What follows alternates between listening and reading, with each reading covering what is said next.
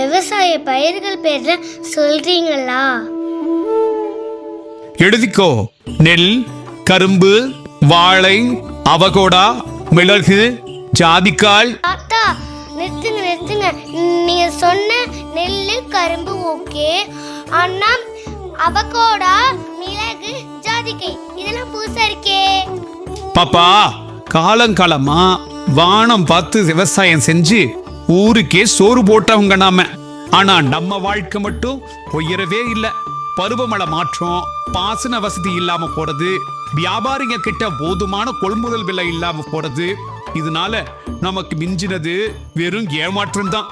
அப்போதான் தாத்தா ஈஷா நடத்தின விவசாய சரித்திரங்களை கலந்துகிட்ட. நீடித்த நிலையான வருமானம் தரும் மரப்பயிர் சாகுபடி பற்றி தெரிஞ்சுக்கிட்ட. இதன் மூலம் நிறைய மகசூலும் நிரந்தர வருமானமும் பார்க்க முடியும். இப்போ மரத்துக்கு மரமும் ஆச்சு, ஊடுபயிர்னால ஆண்டு முழுக்க வருமானமும் ஆச்சு.